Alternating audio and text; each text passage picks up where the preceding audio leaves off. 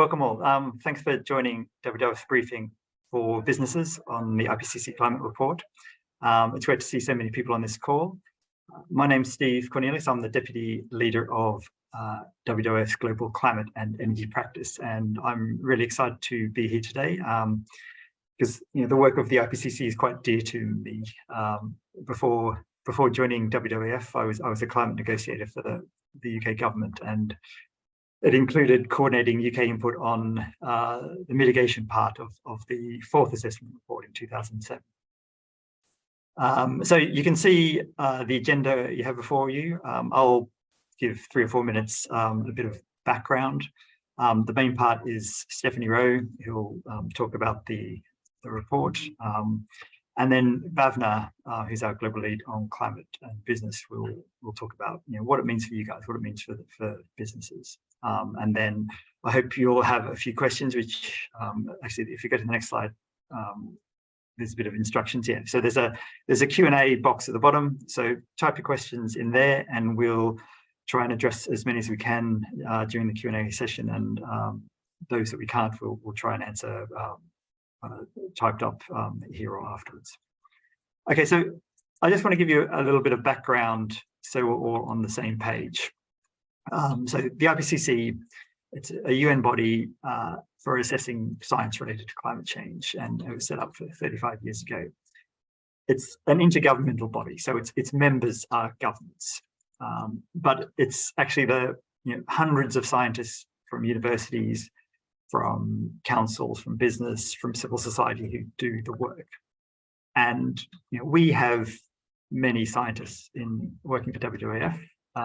These are experts in conservation, in wildlife, energy, oceans, forests, you name it. And we have 2 scientists who were very involved in the 6th assessment cycle. So Dr. Martin Summercorn from our Arctic program was a coordinating lead author of the polar chapter of the Special Report on Oceans and Cryosphere. And today you'll hear from Dr. Stephanie Rowe, who is WWF's lead scientist on climate change and energy. And she's also a lead author of a chapter of the IPCC 6th assessment report, and was a contributing author for the Special Report on Climate Change and Land. So you've got some real expertise to hear from today. Now, the IPCC has 3 what are called working groups, and they look at different things. So you might think, oh, we're always hearing about these IPCC reports, but they're focused on different things. So working group 1 is about the physical science. So this is things like Earth observations. How much has the temperature warmed? What are the hazards? And this was the sort of famous Code Red for Humanity report that the UN Secretary General talked about a couple of years ago. So this is about the causes. Working group 2 is about impacts, adaptation, and vulnerability. So, so given these climate hazards outlined by working group 1, what is happening? What is expected to happen? So this is the consequences, but it also talks a bit about solutions. What are the sorts of things you can do to lessen those impacts, lessen those risks? And then working group 3 is on mitigation of climate change. So this is about, what can you do to cut emissions? How can we decarbonize our energy systems, our industry? How can we change the way we use land? So this is about the solutions. So there's the 3 bits. So the next slide is my last slide before I hand over. And IPCC produces reports. So there's these things called special reports, and these are deep dives into particular issues, such as global warming, renewable energy, aviation, and there's been several more over the years. And then they have these huge, what are called assessment reports. And these are several thousand pages written by scientists, and they assess the latest scientific understanding of climate change across the 3 working group themes. There's also what's called a summary for policymakers, which is a 30-odd page summary, or SPM, it's also known as. And this reflects the underlying report, but is approved line by line by government delegations. IPCC reports are authoritative and they're influential. And so nothing that's in the summary for policymakers can be in there without agreement of the scientists. And the fact that it goes through this sort of scrutiny from the countries means there is an ownership by the UN member states. I think the IPCC has changed the international community's understanding of climate change and related issues. And the reports certainly gather considerable media attention, and this helps raise awareness and shape public opinion. So some examples of how the IPCC reports have been instrumental in shaping climate narrative and policy around the world. The fifth assessment report, so this was 2013-14, it provided the scientific basis for the climate talks that led to the Paris Agreement in 2015, which aims to limit global warming to well below 2 degrees above pre-industrial levels and pursue efforts to 1.5 degrees. The subsequent IPCC special report on global warming of 1.5 degrees, which in 2018, influenced climate targets in many countries. It highlighted that every fraction of a degree of warming matters, with much worse climate risks resulting from a 2-degree warming compared to 1.5-degree warming.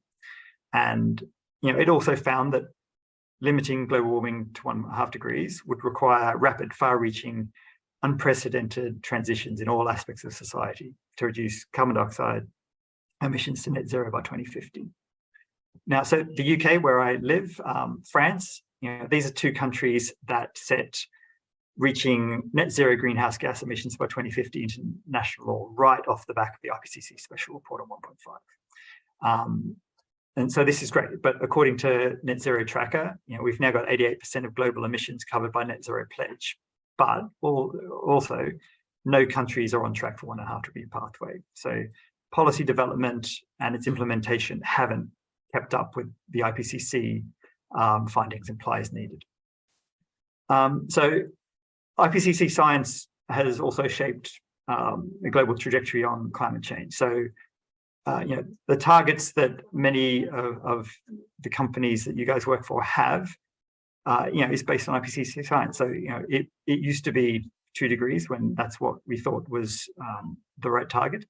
But, SBTI has aligned with the 1.5 report and dropped 2 degrees. So the pace of change that asks for businesses, things such as race to zero, net zero by 2050, etc., are based on science that is assessed by the IPCC. Okay, that's enough background, enough from me. I'm going to pass over to Stephanie, who is going to talk you through the science.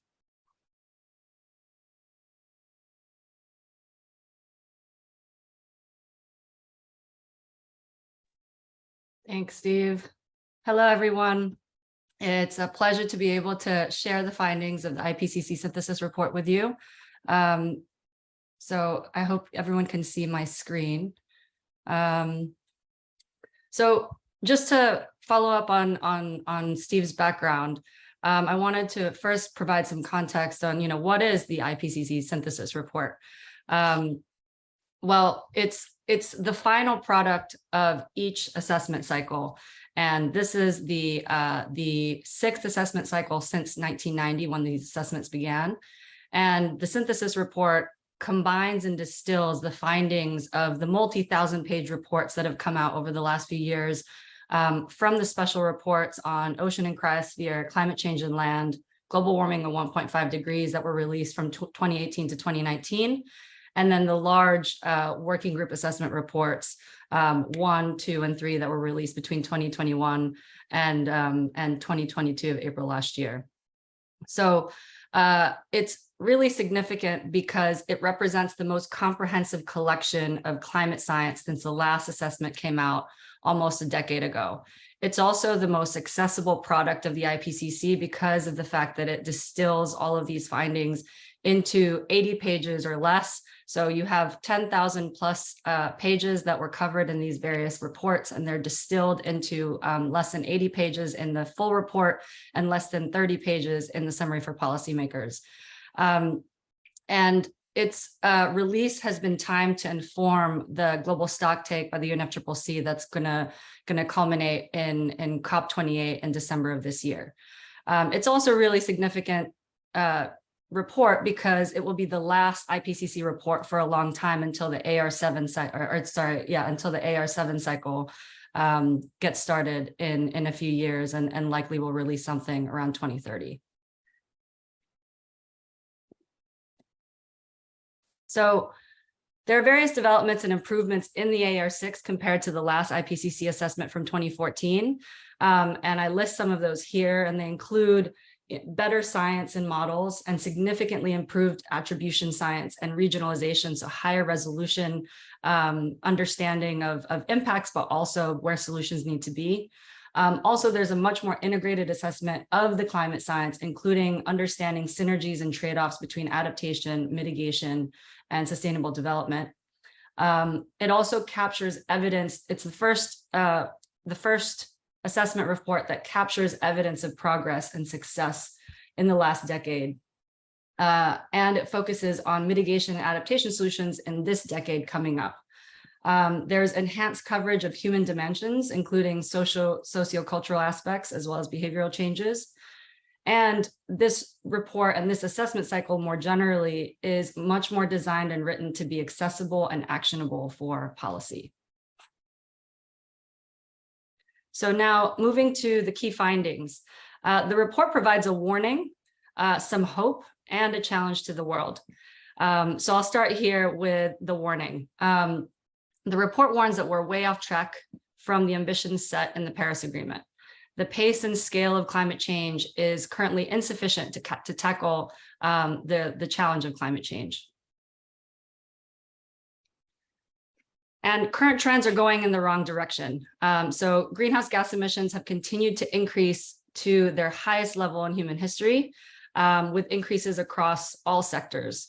Emissions in 2019 were about 12% higher than they were in 2010, and about 54% higher than they were in 1990.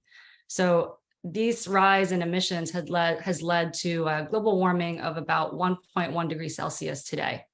And human attribution of this warming was moved from extremely likely in AR5 to unequivocal in this AR6 cycle. And science now shows a near linear relationship between human-caused climate change, human-caused CO2 emissions and warming.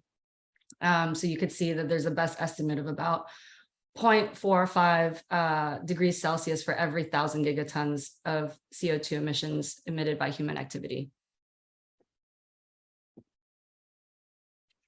So our actions that I just mentioned are altering the climate system at levels unprecedented in thousands to millions of years. CO2, methane, and nitrous oxide concentrations are the highest that they've been in the last 2 million and 800,000 years respectively. Also, land surface and ocean warming, sea level rise, Arctic sea ice loss, glacier retreat are occurring at rates or levels not seen in thousands of years. And some of those changes, including changes in the ocean, ice sheet, and sea level, will continue for hundreds to thousands of years because of the slow processes that they that get baked in.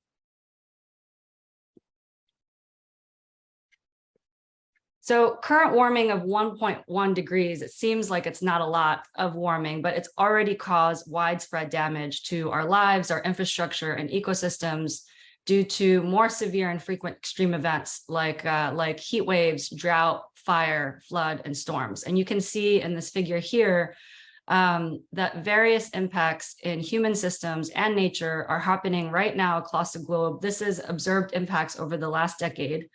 And that confidence in the attribution of those impacts is very high. And you can see that from the 3 dots noted in each of those in each of those cells.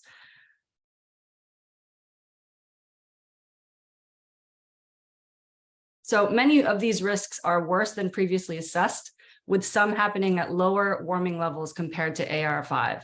So you can see this from the figure here with the bar graphs. So for example, the first and second bar graphs that you see there are the risk or impact between moderate, high, and very high, with high being red, very high being purple.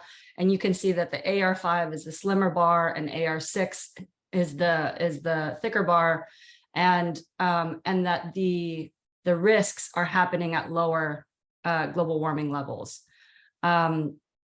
And 1.5 degrees, so some of these impacts are already irreversible. So for example, species extinctions and relocation due to sea level rise. Others are approaching irreversibility. Some of those include hydrological changes from glacier retreat and coral reef survival. And as Steve mentioned in the special report on 1.5 degrees, 1.5 was identified as a critical threshold to avoid the worst impacts of climate change. And you can see that, very clearly in this figure. But of course, the science also clearly shows that every fraction of a degree matters, as any additional warming makes impacts worse, including any additional warming from what we have today. And when risks are combined with other adverse events, so for example, conflict due to wars or conflict due to resource conflict, nature loss, for example, those risks are combined and they cascade across sectors and regions and become very difficult to manage. Also, the most vulnerable people and ecosystems suffer disproportionately. And we can see that, for example, there are impacts happening in the most vulnerable communities happening 15 times at the rate than they do in the global average.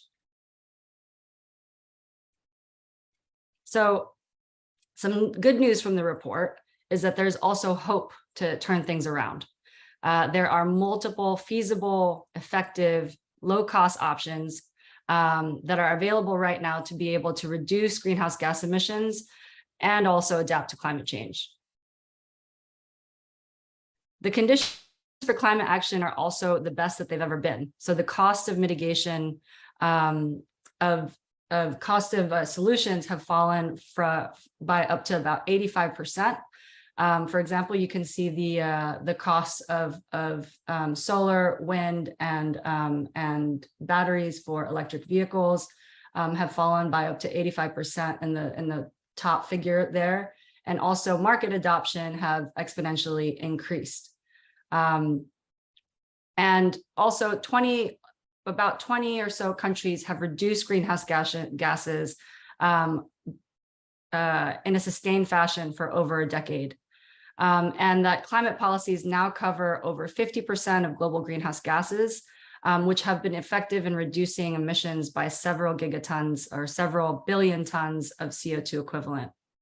Action on adaptation has also increased, although progress has been uneven and insufficient. And I should say that, the countries that have reduced greenhouse gas emissions over a decade, there are some of those countries that are on a 2-degree pathway, but as Steve mentioned, none are currently on a pathway to limit warming to 1.5 degrees. So this big, beautiful figure that I helped contribute to summarizes mitigation and adaptation solutions available now. So you can see mitigation potential on the right with the bars, where the different color bars show the net lifetime costs of these options. So you can see that there are costs that are actually lower than the reference. And then the options on the left are climate responses and adaptation options. And it's important to note that the cost of climate impacts far outweigh the cost of climate action. And importantly, many adaptation and mitigation options result in net cost savings and deliver social and environmental benefits in line with sustainable development goals, including, for example, more jobs, cleaner air, improved health, and improved food security. Also, there's much more detail now, more than ever, in these reports on how to be able to implement these solutions. And so I'm going to highlight some of those in the next slides. So the energy sector accounts for about 1/3 of all emissions, and major transitions, of course, are required to shift away from fossil fuels to zero or low emission energy systems, including renewables. There's also a need for widespread electrification and improved energy efficiency. Also, reducing methane emissions, especially fugitive emissions, is seen as a low-hanging fruit and a powerful way to limit warming in the near term. Improving the power system resiliency and water use efficiency of the energy system were identified as important adaptation measures. In the transportation sector, which accounts for about 15% of emissions, a large part of those emissions is from energy use, predominant part of those emissions. So moving to electrified transport systems linked to decarbonized power is a large part of the solution. And demand can be reduced and shifted to, for example, walking, biking, public transport, or electric vehicles.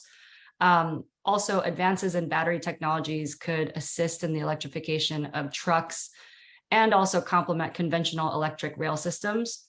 And for aviation and shipping, which are harder to decarbonize, alternative fuels, so for example, low emission hydrogen and biofuels, and other innovations are going to be needed.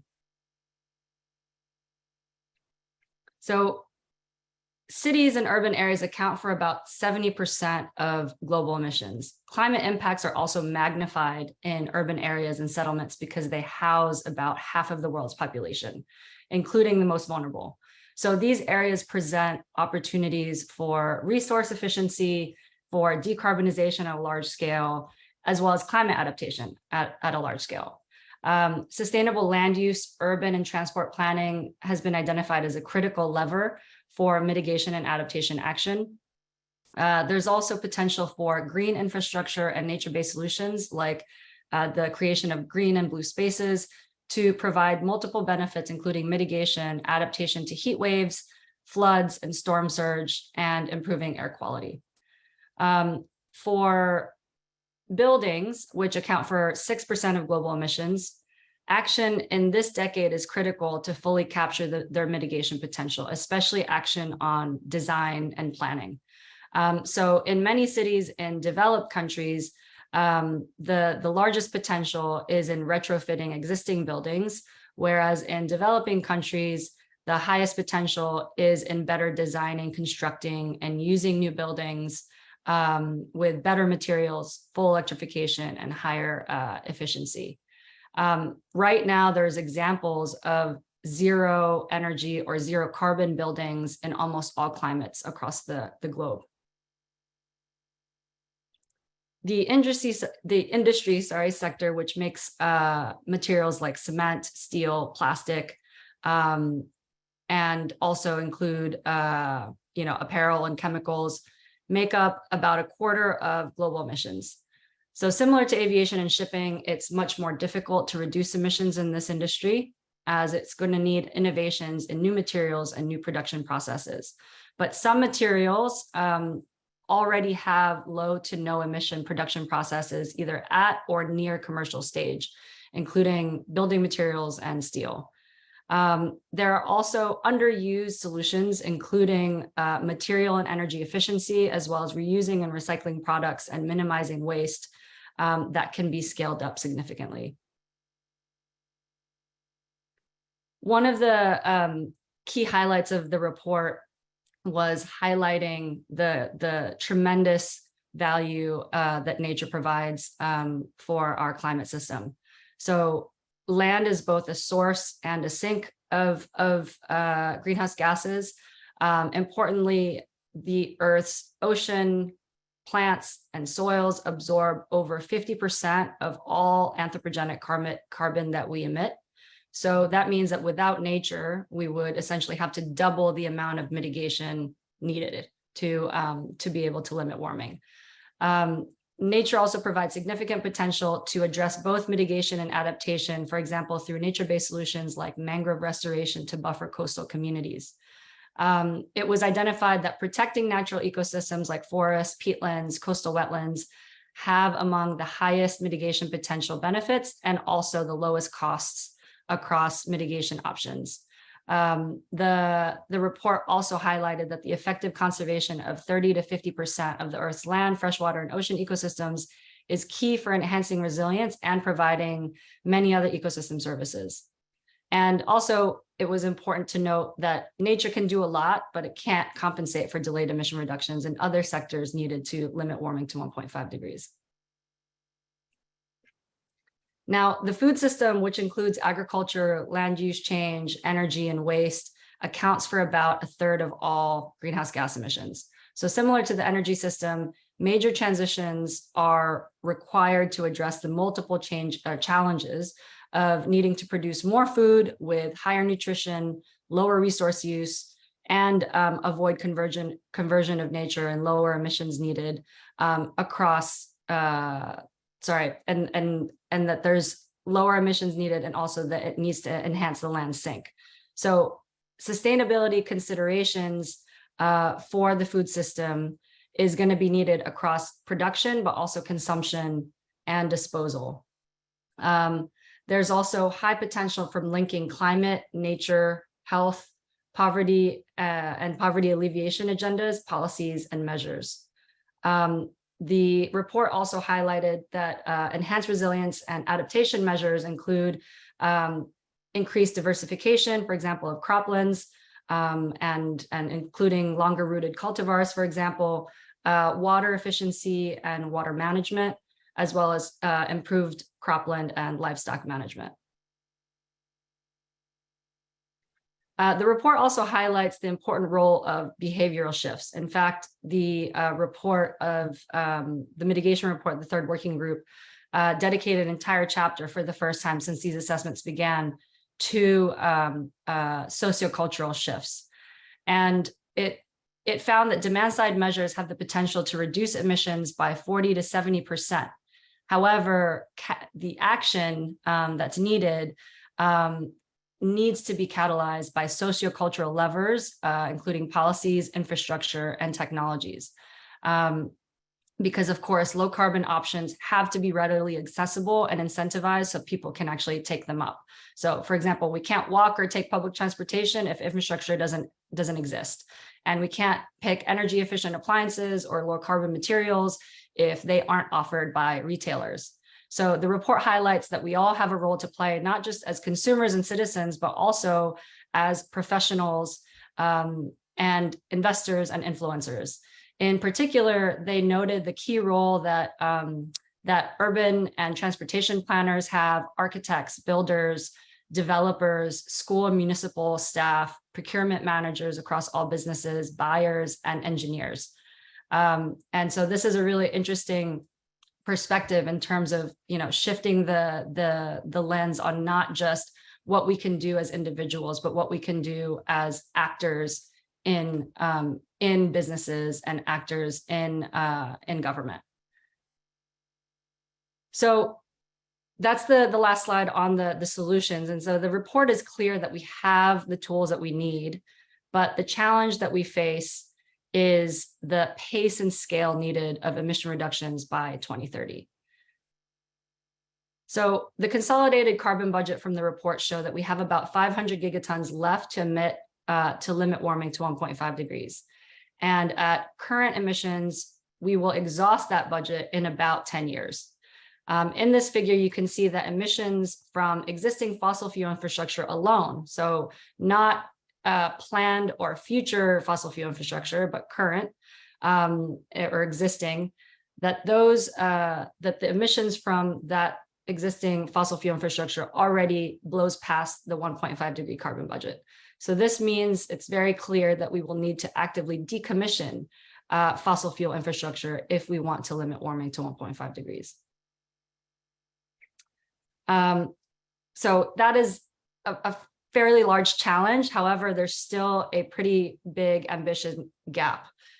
So current policies are projected to lead global warming to about 3.2 degrees Celsius, and limiting warming to 1.5 degrees is going to require greenhouse gas emissions to peak before 2025 at the latest, and be reduced by about half by 2030 and 60% by 2035. And then CO2 would need to be reduced by net zero by the early 2050s. And even if we do this, it's almost inevitable that we will reach 1.5 degrees in the early 2030s. However, it's very important to note that it's up to us this decade, whether we stay at 1.5 or have limited overshoot of 1/10 of a degree up to 1.6 and then return back to 1.5, or we blow past 2 degrees or even 3 degrees.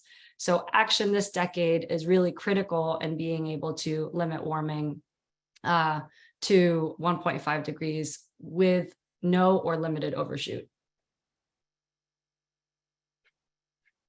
It's also important to note that there are many different 1.5 degree pathways, and not all of them are created equal.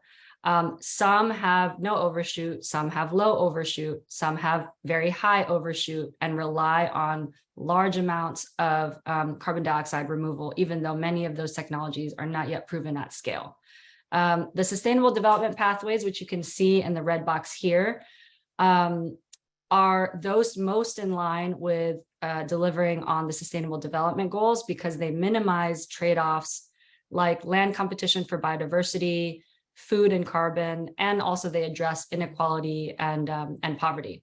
So as you can see in this figure, you have different ways to mitigate 1.5 degrees. All of these are 1.5 degree pathways.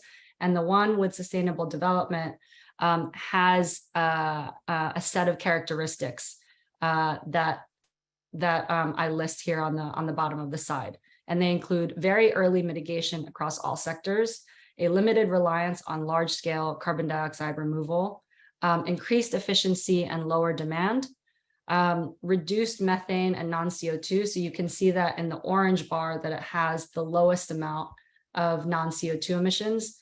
There's also large-scale ecosystem conservation and restoration, and importantly, that diverse interventions are catered to the regional context, so that it addresses things like inequality and poverty in a way that focuses on a just transition.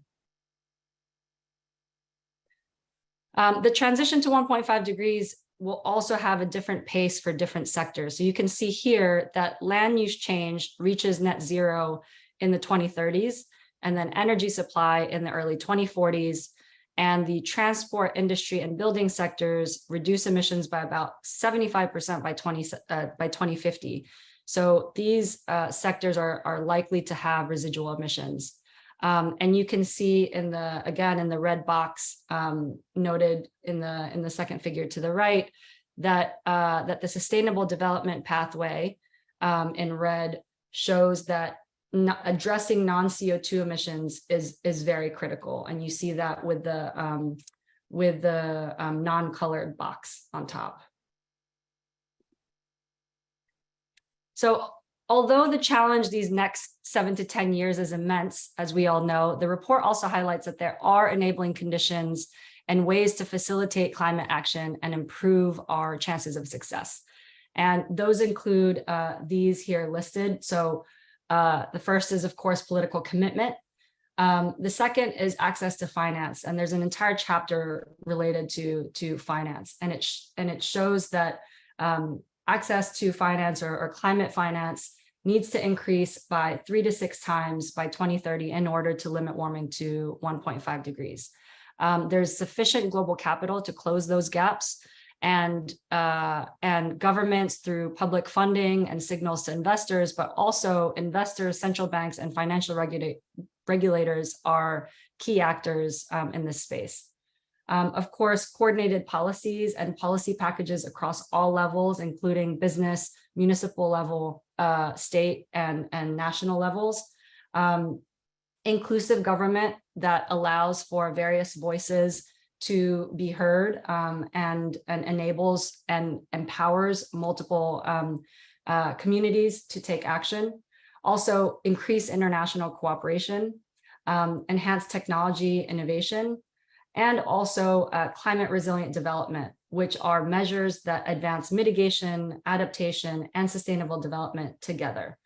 So some of the actions for what climate resilient development looks like are noted here, and they include improved urban and land use planning, inclusive and effective ecosystem stewardship, improved design, materials, and construction and use of buildings, investment in public transportation and pedestrian infrastructure, and behavioral change, which is supported by policy, infrastructure, and sociocultural factors.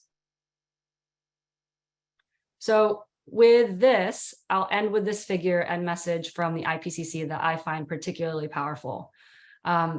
It states, and you can see in this figure, that the extent to which current and future generations will experience climate change impacts depends on the choices that we make this decade.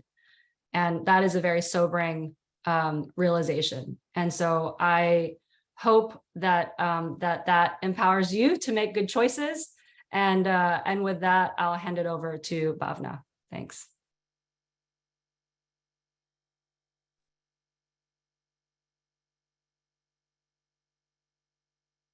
Thanks, Stephanie. A really stark scenario. Really appreciate your laying out these scientific facts for us, and particularly for our business audience. There's a lot to absorb here and internalize, and a lot of questions are coming in. We will start answering those questions as we move along. However, in the meantime, I just wanted to set a little bit of the business context. Also, a lot of these factors have already been addressed by Stephanie, and we are clearly at a critical moment in history where what we do today to address climate change has far-reaching consequences for our economies, our businesses, jobs, and our future generations. If you remember earlier, businesses have always been wary of black swan events. What is a black swan event? It's an event that is unpredictable, beyond what is normally expected of a situation, and has potentially severe consequences. In 2019, you would have never believed that the COVID pandemic would disrupt the entire planet. Initially, it was called a black swan event, but it was not. Nobody heard the scientific warnings before then. Trust me, they were there. Climate science that Stephanie talked about is clear and unequivocal, and scientists have been warning us about this for many years.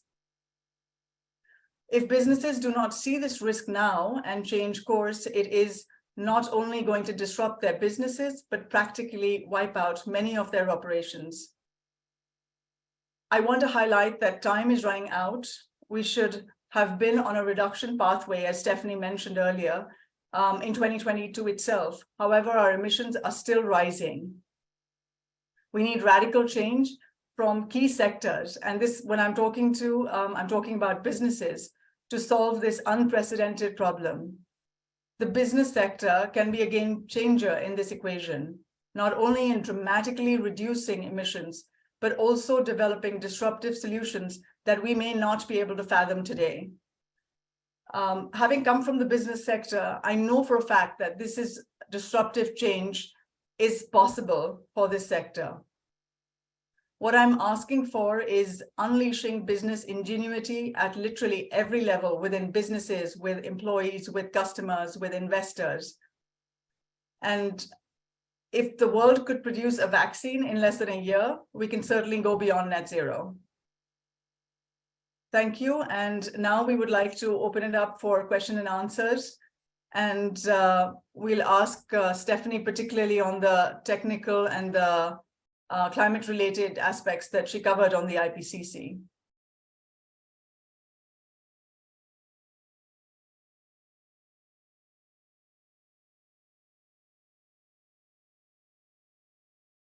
Sorry, so was the question to cover technical questions, or am I gonna?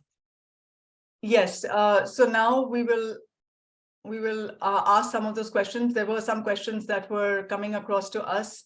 I can read out the one that was listed recently, which is cities being the largest contributor. What specifically within cities are the emitters?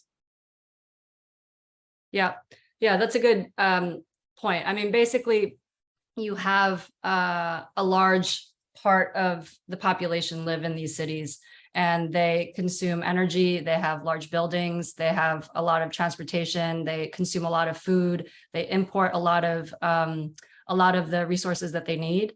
And so it's in many ways, a lot of the emissions are imported, but basically it's energy use, it's buildings, it's transportation, and it's food consumed.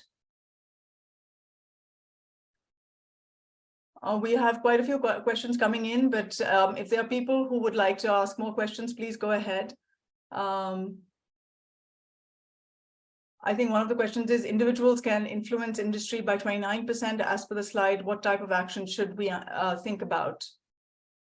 Yeah, that's really talking to the in the industry slide that I had. It was talking about underused solutions include material and energy efficiency, as well as reusing and recycling products and minimizing waste. And so individuals working within industry, could be able to not just address the processes that need to reduce emissions, but also addressing demand. and making sure that we are being as efficient with the materials that we use and with the energy that we use, but that there's also some level of circularity with reusing and recycling products and minimizing waste. I hope that answers that question. Right. We'll get to some of the other questions. Many internal changeover processes take longer than a decade, so external projects are still important in view of justified criticism of offsets. Sorry. What options do companies have to implement mitigation measures quickly?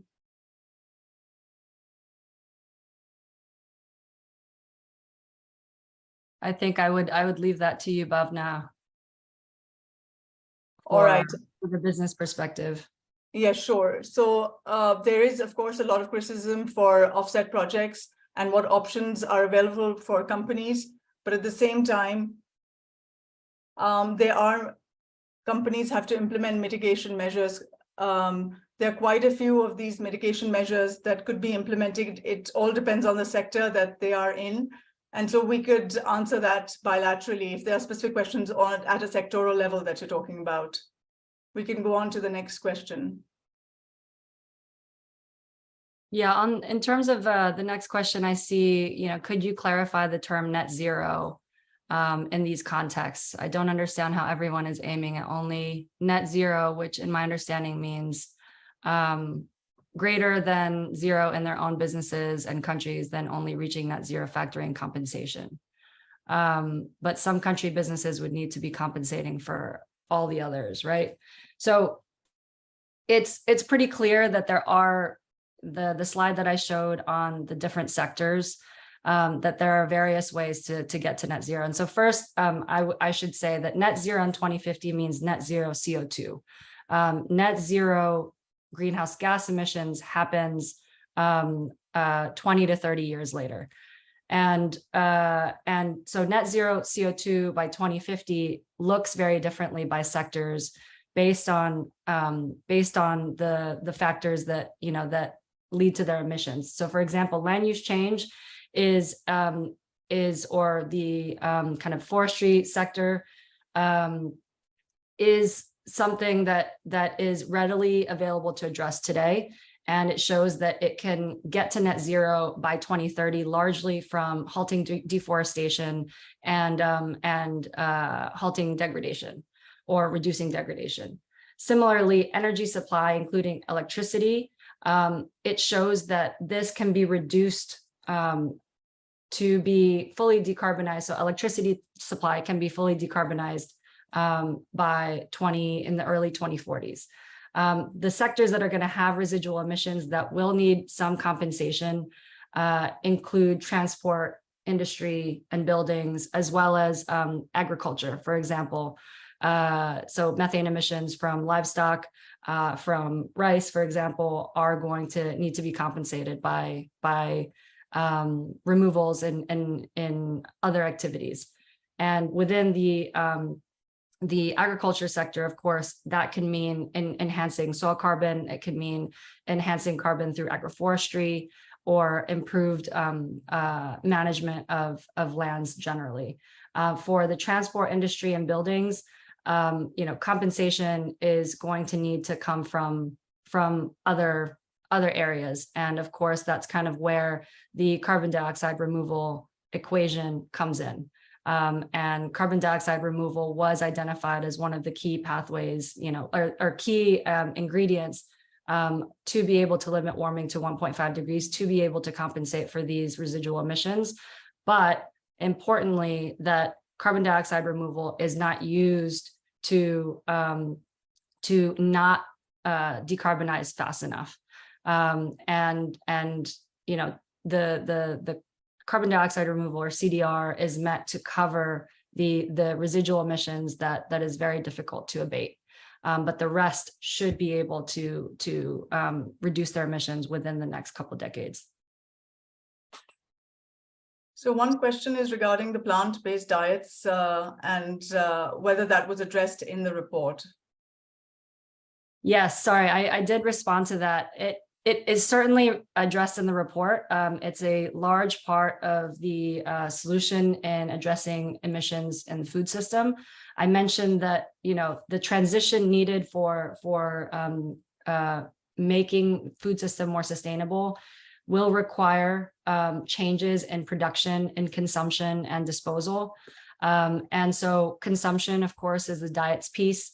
And the report very clearly lays out that shifting to what they call healthier, more sustainable diets, or converging to that diet, because there are some parts of the world that actually need to increase their nutritional intake. But that converging to that healthier, sustainable diet is a large part of the demand side potential in the food system. Also, reducing food loss and waste is really critical to be able to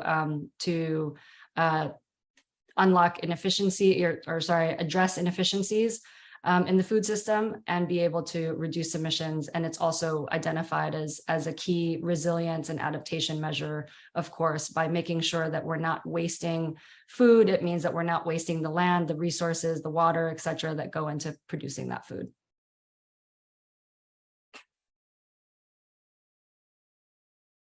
I think one question is about what is needed to get these scientific facts broadly spread, understood, and acted upon. How can we make the facts from IPCC as well known as, for example, the SDGs? Yeah, that's a really great point. And I think, honestly, it's being able to to be able to take the findings and put them into strategies and talk about them. And so I think that one of the things that this IPCC assessment cycle does really well is that it communicates much better than the previous report. There are figures, as you saw, that are really impactful. And the communications, I think, and the messaging and the way that the reports have been designed, specifically the synthesis report, is meant to be more accessible for wider audiences. And so if you haven't already, I really encourage you to read through at least the 30 pages of the summary for policymakers.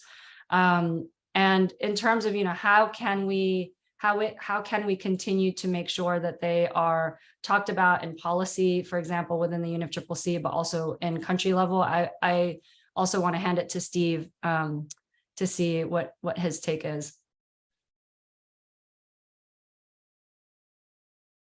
Thanks, Stephanie. I mean, it's great to see so many questions here. And I mean, some of them are, things like what can individuals do, such as, change diets, switch to renewable energy tariff, buy less stuff, essentially. And I guess there's others. There was one I saw, how do you show the costs, I don't know who it's from, but, the point that Stephanie made, that the cost of inaction, so the cost of doing nothing to mitigate, to defend ourselves against climate change, is in the long run much greater than the cost of actually doing the stuff, doing the mitigation, improving our resilience. And it's like, how can we show that to the boards and the CEOs? And that's something that I hope the sustainability guys on these calls will be able to do. But if you looked at the slide that Stephanie showed, just in some instances, using renewable energy, wind, solar, it's a net negative cost. So it's cheaper to do that than to use coal or fossil fuels. So there's some that you can straight away show, here is a benefit. This is why we should be doing this. And then others will take in, the costs of, the longer term costs of inaction, meaning your supply chain is more vulnerable to disturbances, or the catastrophic flooding or large droughts and things that these would affect some of your supply chain. So those are the sorts of things that you could, I guess, bring in as arguments to your boards and CEOs as to why there's differences. Bhavna, do you have any points on top of that? No, thank you. In fact, I was going to respond to this other question as well, which is about how can businesses better collaborate preemptively on sustainability challenges and priorities to speed up scale. There are a lot of examples where different sectors have come together and worked pre-competitively to address some of these issues, whether it's the steel sector or cement sector. A lot of them have been working together to address them at a joint level, including technology sector. Somebody asked a question about technologies and IT sector, where we've seen a great deal of collaboration and information sharing. And a lot of our platforms do allow for that. For example, we have something called the Climate Business Network, where different sectors come together and talk pre-competitively about their experiences and sharing a lot of information with each other, which would provide a neutral sort of ground for them to be able to do that. Yes, there are opportunities to do that. The other question, Stephanie, was about, I think, emissions and nature loss due to raw material production. While 50% emissions and 90% nature loss is due to raw material production, why are we contributing more on circular economy? Why are we not contributing more on circular economy? Why are we not contributing more? Well, I mean, the circular economy is certainly one of the key interventions highlighted in the report, and it's something that we need to certainly move more towards. And of course, I think that it's about mainstreaming, like Steve and Bhavna already said, mainstreaming it, and you know, the report doesn't say why, for example, there are certain options that are not getting taken up more in certain regions. I think there are certain enabling conditions that were identified, and of course, some of the barriers to uptake were broadly identified, but no kind of concrete reasons for specific actions not being taken up. But a lot of those barriers include things like, you know, inequality in getting information. So a lot of, for example, countries that are developing don't have a lot of this information readily available, don't have the technology, don't have the finance, and don't have the capacity to be able to take them on. And so really trying to make sure that we address the international cooperation, making sure that developing countries get assistance through capacity, through technology transfer, through finance, especially the gap in finance between developed and developing countries is very large. Also between sectors, there's also a large gap. So for example, the land sector, the needed finance overall globally is 3 to 6 times. The needed finance in developing countries is 6 to 10 times, and then the needed finance for the land sector is 10 to 30 times what it is today by 2030. And so you can see that, you know, finance is a critical lever here to be able to unlock some of these solutions. Right. Thank you. And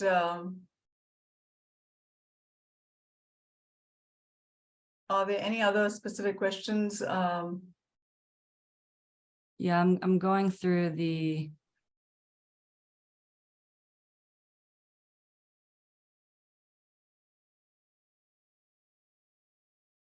So as far as business action is concerned, I think it is quite clear there are a lot of business opportunities available today for businesses.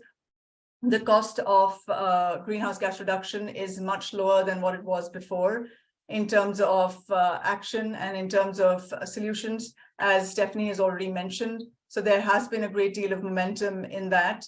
And we are happy to support you in whatever way possible as well. And if you have specific questions beyond what have already been answered or addressed today, we are happy to answer them. Lauren will be reaching out to you with the email address, so you can answer or specifically ask some of those questions directly to us. Steve or Stephanie, if you have any other points, we can go towards closure as time is coming to an end. There was just one that I've just answered it, actually typing it in, but it was on young people and I guess communication. So so I think one thing, it is about talking about this as an issue and raising climate change as an issue, and it's raising it. We're raising it with businesses today, but WWF, we talk to governments and we try to, I guess, explain the science that the IPCC has put together. So part of our role is communicating and raising awareness of this issue with all our the people in different parts of society. But I think young people, I think your point is really key. They are the future. They are the people that are going to, on Stephanie's picture, they're the people that will still be around 2050 and beyond. And we need to do it for them. And I think young people know a lot more about climate change and are being more vocal. And this is in part due to Greta and Fridays for Future and the sort of activism. And they will be consumers. They will want green products, low carbon products when so it's I guess part of it's positioning yourselves for this new sort of wave of consumers in the future. And I would also say, I saw a question about, how can smaller businesses or businesses who are just getting their heads around or trying to think about how to address climate change, what are some tangible steps? What are some resources that they can have for being able to make these transitions? I would urge you to reach out to Sean Mallon, who I'm sure has many resources on this front. And so I just wanted to make that plug because I'm not going to be able to answer that in 1 minute. Thanks. All right. Thank you all for joining us today. We hope this session was helpful for you. If you have any questions, please reach out to Lauren, as I mentioned earlier. And also you can visit us on Panda/Climate Business. Just before I close, just wanted to reiterate that we need business ingenuity and action at an urgent pace. Thank you. And thank you, Stephanie, again.